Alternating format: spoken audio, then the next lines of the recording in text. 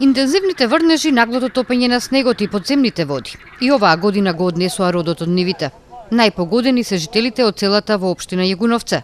Селаните се жалат дека штетите се големи, а надомест за тоа и не очекуваат. Па имамо све што смо посејале, све вода ни ватило. Компир, кромит, ченка, граль, онже смо сејале, све ни ватило.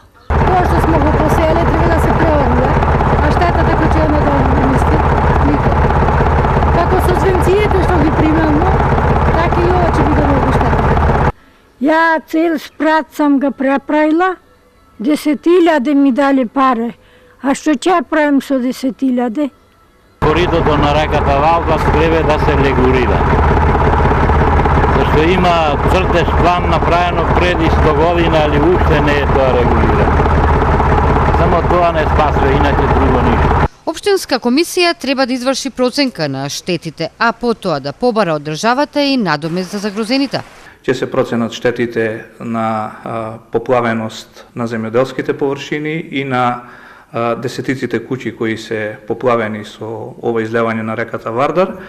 После тоа со одлука на Совет, значи ќе доставиме проценката ќе доставиме до второстепената комисија на владата на Република Македонија за проценка на штети и со одлука на влада очекуваме дека ќе бидат нашите граѓани обештетени во одреден процент за штетите што се настанати со оваа поплава.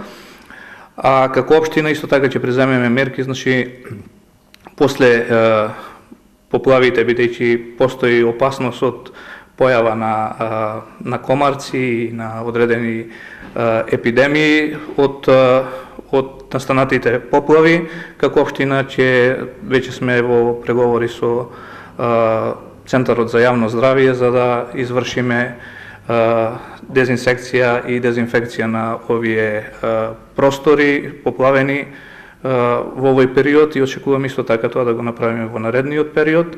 Вардар се излева речиси секоја година. Последната голема поплава беше во есента 2010-та. Но жителите со секој поголем дожд стравуваат од нови штети. Единствено решение е реализација на проектот за регулирање на речното корито. Проект за кој, вели градоначалникот Коцевски, потребни се 6 милиони евра. Инвестицијата треба да се обезбеди преку владата на Република Македонија.